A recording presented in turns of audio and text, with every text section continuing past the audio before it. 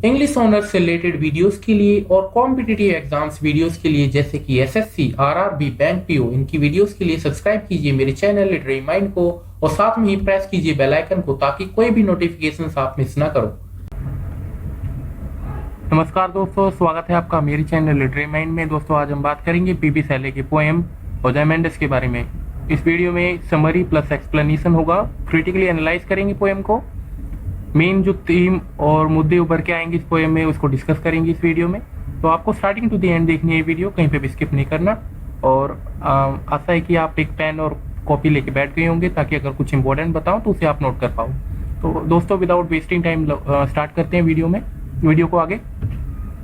तो इस पोएम को थोड़ा सा ये जान लेते हैं। जो ये पीबी शैले 1792 में पैदा हुए थे वेस्ट ससेक्स इंग्लैंड में, और इनके द्वारा और भी जो अलग दूसरी पोएम्स लिखी गई हैं जो हमारे सिलेबस में है एक्चुअली, वो है O to the west wind, Ozymandias और hymn to the intellectual video. I think ये 3 पोएम है। तो basically I will try to cover all these poems.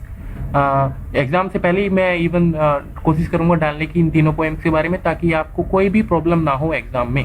English honours खासकर दिल्ली यूनिवर्सिटी के लिए अगर ये है तो मेरी पूरी ये रहेगी, कोशिश रहेगी कि मैं पहले ही डाल दूं ये तीनों पोएम्स आपके लिए, ठीक है। तो चलो स्टार्ट करते हैं। वैसे ये पोएम जो है 10th क्लास में भी पढ़ी होगी अगर आप सीबीएसई से थे तो, ठीक है। बाकी मैं बता दूं ये जो पोएम है ये 14 लाइंस की है।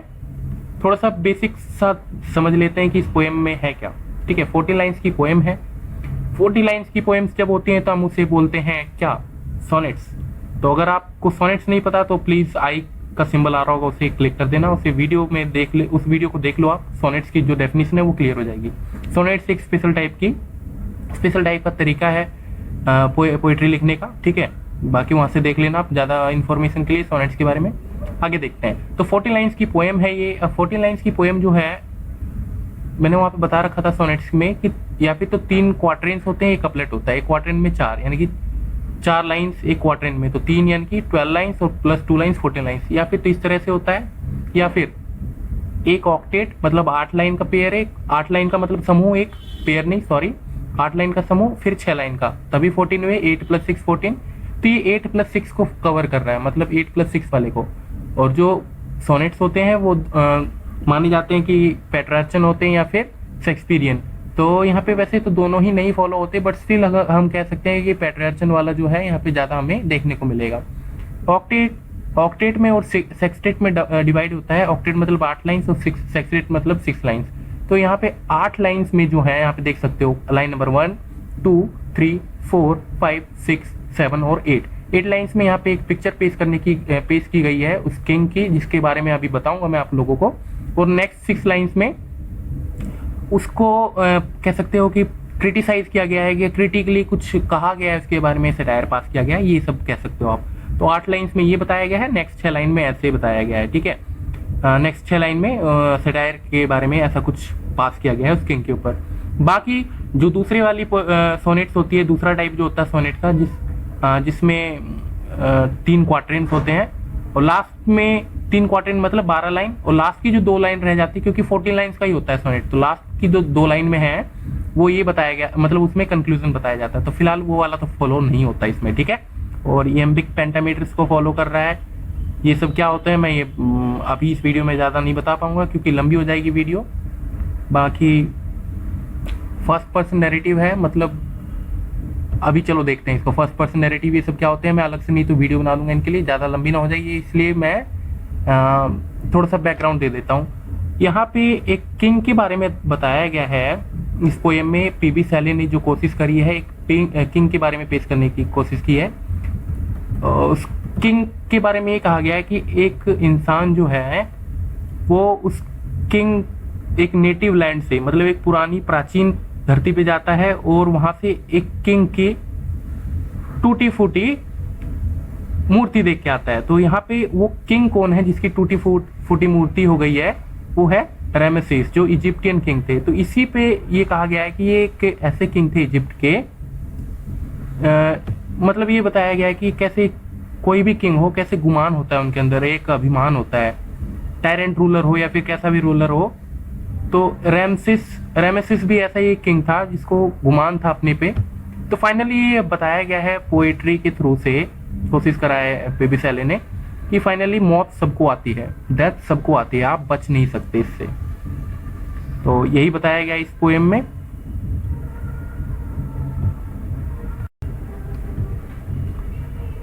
इसके बाद ये भी बताया गया है कि चाहे आप कितने, हाँ ये तो हो गया कि कितने ही आप टायरेंट रूलर हो, कितने ही आप महान रूलर हो, फिर भी मौत आपको आनी ही है। यहाँ पे एक और चीज बताई गई है, कह सकते हो कि कैसे मेंटेलिटी बताई गई है किंग्स की, कि वो ये सोच के मूर्तियां बनाते हैं कि जो ये मूर्तियां हैं मेरे रूल को बताएंगी आगे जाके, लेकिन ऐसा कुछ होता नहीं है। जब पीबी शैले जब पोएम लिख रहा है ये, उस टाइम पे क्या मिला उसको, टूटी फूटी ही उसकी मूर्तियां बची हैं, सिर नहीं है, सिर भी ब्रेक्ट हो चुका है, क्षतिग्रस्त हो चुका है। कहने का मतलब ये है कि आप कितना ही मेहनत कर लो, आप कितनी ही मूर्तियां बना लो, लेकिन समय के साथ विद टाइम चीजें जो हैं उनकी सबकी मौत निश्चित है। सभी का जो मोर्टेलिटी है, मतलब सभी मोर्टल है, सभी जो है मरते हैं, कहने का मतलब ये है। तो आपने अगर जो ये स्टेचूज बना रखी हैं इतनी सारी, तो फाइनली वो भी डेड हो चुके हैं, वो भी क्षतिग्रस्त हो चुके हैं जब पीबी शैले पोएम लिख रहे हैं। ये जो किंग था 1300 BC से भी पहले ये रूल करता था इजिप्ट में, तो उसके थ्रू से यहाँ पे ये पोएम पेश की गई है, यहाँ पे शो किया गया है। 18th मतलब रोमांटिक टाइम में, रोमांटिक एज में ये शो किया गया है कि चाहे आप कितने ही टायरेंट रूलर क्यों ना हो, आपकी भी मौत जो है फिक्स है। ठीक है, तो लाइन टू लाइन हम डिस्कस करेंगे इस पोएम के बारे में। तो स्टार्ट करते हैं। तो फ्रेंड्स यहाँ पे लाइन टू लाइन हम डिस्कस करेंगे अब। I met a traveller from an antique land. ठीक है, यहाँ पे एक इंसान जो है जो कि एंटीक लैंड से आया है, एंटीक मतलब ओल्ड लैंड से आया है, प्राचीन भूमि से आया है, वो आके पीबी शैले को कहता है हु सेड, जिसने कहा I met a traveller from an antique land who said. ये आई जो है यहाँ पे फिलहाल पोइट है। पोइट ये बताता है कि वो एक ऐसे एंटीक मतलब इंसान से मिली, एक ऐसे ट्रेवलर से मिली जो कि एंटीक लैंड से आया था, जिसने ये कहा, क्या कहा उसको। अब यहाँ से जो लाइन स्टार्ट होगी, हु सेड, सेड के बाद यहाँ पे डबल इन्वर्टेड कोमास थे, बट यहाँ पे आई थिंक दैट ओमिट यहाँ पे दिया नहीं गया है, बट यहाँ पे डबल कोमा है, और जो ये लास्ट लाइन तक चलती रहती है, लास्ट 40 लाइन तक, जहाँ पे 40 लाइन खत्म हो रही है तब तक चलती रहेगी। ठीक है, तो मतलब कहने का मतलब है कि अब जो ये सारी लाइन से आएंगी वो सारे ट्रेवलर के द्वारा कही गई हैं। तो two vast and trunkless legs of stone, मतलब वास्ट मतलब पता ही है आप लोगों को, बहुत बड़ा, विशाल। ट्रंकलेस मतलब होता है विदाउट द अपर बॉडी। आपने स्पिनक्स देखा होगा कभी, स्पिनक्स, तो उसमें जो ऊपर की जो ऊपर जो बॉडी होती है वो उसकी शेर की जैसी होती है, और मुंह जो होता है वो इंसान का होता है। वैसे ही यहाँ पे आप समझ सकते हो कि वैसे ही trunkless legs of stone, trunkless मतलब जो ऊपर की बॉडी है वो क्षतिग्रस्त होके टूट चुकी है, गिर चुकी है, जो भी कहना चाहो आप। ठीक है, स्टैंड्स इन द डेजर्ट, तो अभी भी जो है two vast and trunkless legs of stone stand in the desert, सिर्फ वो दो पांव ही खड़े हैं, ऊपर की जो कह सकते हो ट्रंक वो गिर गई है या फिर क्षतिग्रस्त हो गई है। Near them on the stand, near them on the sand, sorry stand नहीं है सैंड, और उसी के पास सैंड में, मतलब देखो इजिप्ट तो डेफिनेटली डेजर्ट है ना, तो उसी के पास सैंड में क्या पड़ा है, हाफ संक, आधा डूबा हुआ, अ सेटेड वाइजेज लाइस, वाइजेज का मतलब है फेस, चेहरा, लाइस, वहीं पे पड़ा हुआ है, बिखरा हुआ एक चेहरा पड़ा हुआ है सामने ही रेत में। हुज फ्रॉन, फ्रॉन मतलब होता है आंखें, आंखों में त्योरी चढ़ाना। त्योरी चढ़ाना क्या होता है, जैसे मान लो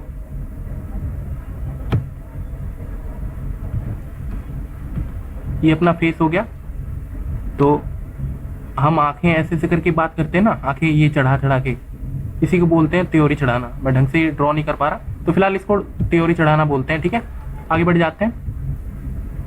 ये जो भौएं होते हैं उनको चढ़ा चढ़ा के बात करना, उसे फ्रॉन बोलते हैं। तो whose frown and wrinkled lip, wrinkled lip मतलब जो चेहरा है उसके जो लिप्स हैं वो ब्रिंकल्ड मतलब ब्रिंकल पता ही आपको, जैसे झुरियां टाइप में पड़ गई हैं। And sneer of cold command, and sneer of cold command, sneer होता है फेशियल एक्सप्रेशन ऑफ स्कॉर्न और hostility in with the upper lip may be raised. फिलहाल यहाँ पे ये मतलब दिया गया है, लेकिन स्नीयर का मतलब मैं बता दूं, वैसे व्यंग्यात्मक तरीके से हंसना उसे स्नीयर बोलते हैं, ठीक है। तो यहाँ पे ये चीज देखी जा सकती है उसके फेस में, जो वो गिरा हुआ है साइड में, क्योंकि मूर्ति का तो जो धड़ है वो तो गिरा हुआ है कहीं रेत में, और दो टांग पे वो खड़ी है फिलहाल क्षतिग्रस्त रूप में, ठीक है। Tell that its sculpture well those patients read which yet survive. तो ये यहाँ पे एक बताया गया है कि ये तो सिर्फ वो स्कल्पचर, वो मूर्तिकार ही है, इतना पैशनेट वही था जिसने इस तरह से जो किंग है उसके एक्सप्रेशंस को कैद करने की कोशिश करी। ये तो उसी का पैशन है, विच येट सर्वाइव, जो अभी भी सर्वाइव कर रहा है, stamped on these lifeless things. और ये उसी की जो मेहरबानी है, या फिर कह सकते हो उसी का जो ये पैशन है, मेहरबानी नहीं सॉरी पैशन है, वो उसी का पैशन है, या फिर उसकी कला जो है वही है जो उस किंग को उस लाइफलेस थिंग में उतार पाई। लाइफलेस थिंग्स मतलब सीधी सी बात है, पत्थरों पे उकेर पाई, ठीक है। एक किंग के एक्सप्रेशंस को, जो रियल हाव भाव है, उसको उतार पाई एक पत्थरों की मूर्ति पे, ठीक है। Stamped on these lifeless things, the hand that mock them and the heart that fed. देखो यहाँ पे ना डिफरेंट टाइप्स के आप निकाल सकते हो, मतलब the hand that mock them, hand मतलब जो है, मतलब मूर्तिकार का जो हाथ जिसने मोक देम, मोक का मतलब यहाँ पे ताने मारने वाला भी मोक समझ सकते हो, या फिर इमिटेट करना, मतलब मोक का मतलब इमिटेट करना भी या फिर ताना मारना भी। तो ये कह रहा है कि उन्हीं हाथों ने इसको इमिटेट किया है या फिर कॉपी किया है। And the heart that fed, और जो दिल है and the heart that fed. देखो यहाँ पे ना दो तीन मतलब निकाल सकते हो। And the heart that fed का मतलब है कि जो सिंपल सी बात, अगर स्कल्पचर इतनी बढ़िया मूर्ति बना रहा है तो कहीं ना कहीं हार्ट दैट फेड, हार्ट मतलब वो वही किंग है जिसने उसको फेड, फेड का मतलब देखो कहने का मतलब ये है कि जब आप किसी को खिलाओगे पिलाओगे तो वो अच्छी तरीके से आपकी जो बातें सुनेगा, है ना। तो किंग अगर पैसे वाला था, या सिंपल सी बात है किंग्स पैसे वाले होते हैं, तो hand that mock them and the heart that fed, तो यहाँ पे ये मतलब बताया गया है कि वो यही हाथ है जिसने उस किंग की रियल हाव भाव को पेश करने की कोशिश करी। And the heart that fed, और वो वही हार्ट है जिसने इस स्कल्पचर को, इस मूर्तिकार को फेड, मतलब कह सकते हो कि फाइनेंशियली सपोर्ट कर रहा है, या फिर फाइनेंशियली कुछ दे रहा है इसके बदले में, जो ये इसने बनाया है, मूर्ति बनाया, उसके बदले में कुछ मिल रहा है इसको। तो ये कह सकते हो and the heart that fed, यहाँ पे फेड किया गया है उसको, ठीक है। बाकी यहाँ पे इसके मतलब इनके इससे मतलब देख लेते हैं एक बार। The poet met a traveller, ये मतलब ये क्या है कि पोएट जो है एक ट्रेवलर से मिला, उसके बाद जो स्टैचू खड़ी है डेजर्ट में, एक बार ओवरऑल मतलब ये देख लेते हैं 8 लाइन्स में क्या बताया गया है। तो एक स्टैचू खड़ी है डेजर्ट में, स्टैचू के जो सिर्फ 2 लेग ही बचे हैं क्षतिग्रस्त होने के बाद, क्योंकि 1300 BCE मान लो उस टाइम पे वो किंग रह रहा था। अब जो है अगर पीबी सैले 1800 मान लो कुछ में अगर ये पोएम लिख रही है, वैसे रोमांटिक एज में जो भी है, 1800 नहीं है तो अगर रोमांटिक एज है, यहाँ पे देख लेते हैं एक बार, हाँ 1811 है ना। तो मान लो इस एज में लिख रही है, 18th सेंचुरी में लिख रही है, तो उस टाइम तक में तो सिंपल सी बात है कोई भी स्टैचू हो वो ब्रेक्ट हो जाएगी, क्षतिग्रस्त हो जाएगी। तो ये बताया गया कि जो लेग्स बचे हैं सिर्फ इसके, और सेटर्ड जो पार्ट है, another part of the statue the face, मतलब जो दूसरा पार्ट है फेस जो है, चेहरा जो है कहीं और गिरा हुआ है, चेहरा टूट गया है और बिखर गया है, और जो फेशियल एक्सप्रेशंस हैं ना खुशी के, है ना, टॉन्टिंग स्माइल, वो एक ताना मारती हुई जो स्माइल वो भी देखी जा सकती है उस पे, उस फेस पे जो गिरी हुई है साइड में।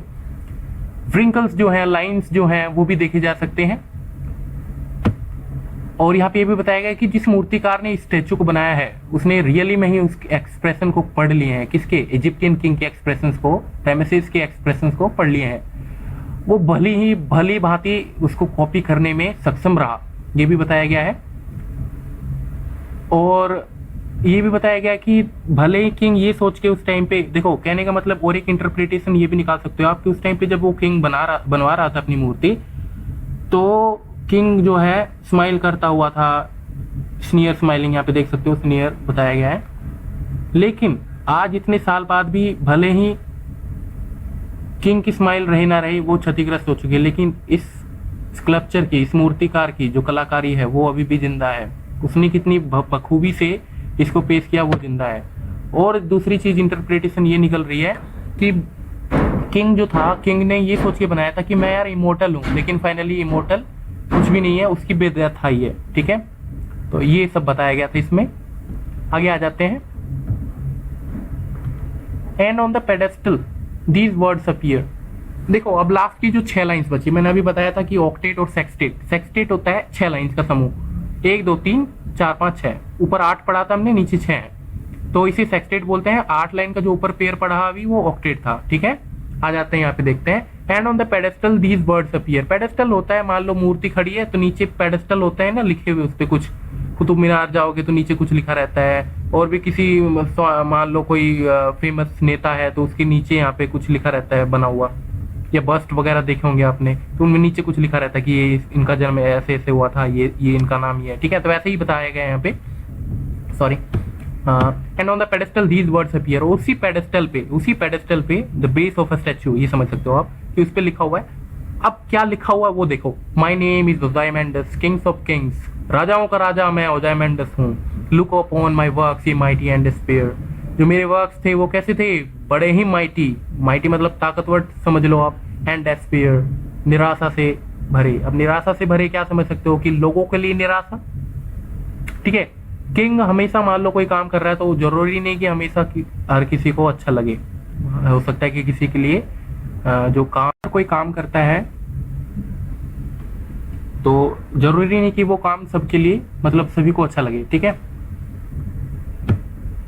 नथिंग बिसाइड रिमेन्स, मतलब अब कुछ भी जो है बचा नहीं है। Round the decay of the colossal extremely, colossal मतलब है एक्सट्रीमली लार्ज और ग्रेट व्रैक। व्रैक मतलब क्षतिग्रस्त जो चीजें हैं वो मतलब एक्सट्रीमली लार्ज है, बहुत बड़ी बड़ी है। बाउंडलेस एंड बेयर, बाउंडलेस मतलब बिना किसी लिमिट के हैं, बिना किसी लिमिट्स के हैं ये सारी, एंड बेयर।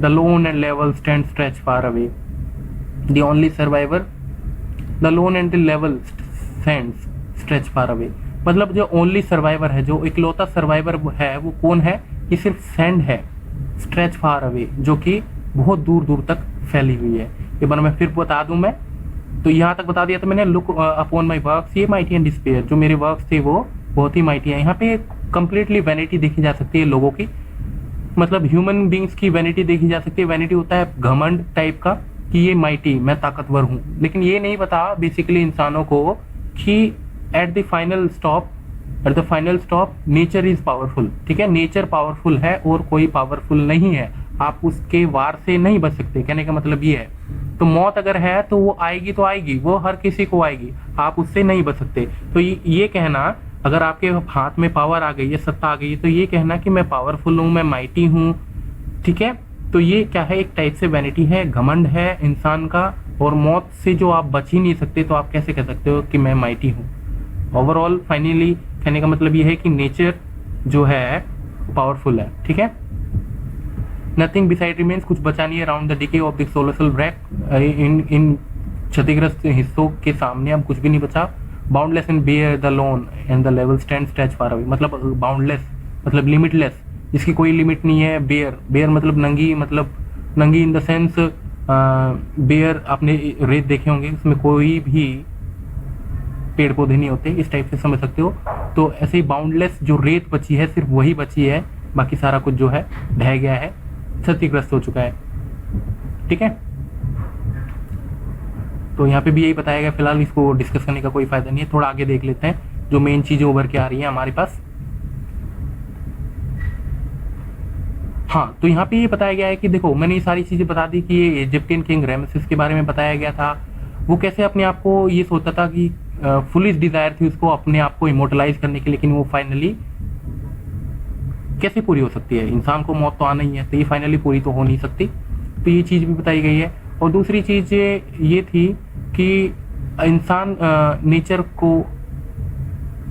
की चीज़ों पे अपना हक जमा के कोशिश करता है कि आर्टिफिशियल चीज़ें बना के मैं अपने आप को इमोर्टल करने की कोशिश करूं। जहाँ पे जैसे यहाँ पे सटायर पास करने की कोशिश की गई है by the help of Egyptian king Rameses के बारे में, रेमेसिस के थ्रू से कैसे वो अपने आप को इमोर्टलाइज करना चाहता है एक स्टैचू बना के, लेकिन ऐसा हो नहीं पाता। क्यों?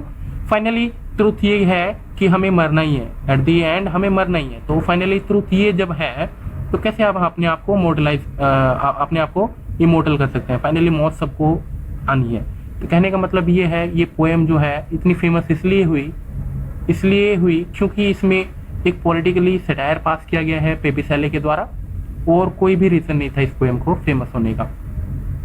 यहाँ पे बेसिकली यही बताया गया है कि कैसे जो मौत है वो सबको आती है, कोई कितना ही पावरफुल हो वो भी इसको मतलब मौत के आगे सबको झुकना पड़ता है।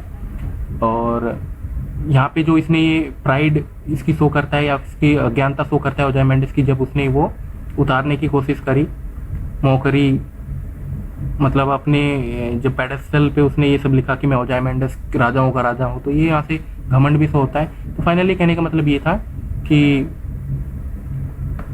जो नेचर से आप कितनी ही बचने की कोशिश करो, अपने आप को मोर्टल को करने की कोशिश करो, सॉरी मोर्टल करने की कोशिश करो, आप मोर्टल ही रहोगे, ठीक है? और इससे आप बच नहीं सकते। ये अल्टीमेट ट्रूथ है लाइफ का। Thank you friends watching this video. I hope कि आप लोगों को ये अच्छी लगी होगी, और अगर ये वीडियो अगर अच्छी लगी तो प्लीज़ लाइक करना, अपने फ्रेंड्स के बीच में इस वीडियो को शेयर कर दो। एंड फ्रेंड्स, ये जस्ट आप लोगों के लिए एक छोटी सी मेहनत है मेरी तरफ से। I also belong to Delhi University. So friends, I hope कि ये वीडियो अच्छी लगी होगी। बाय।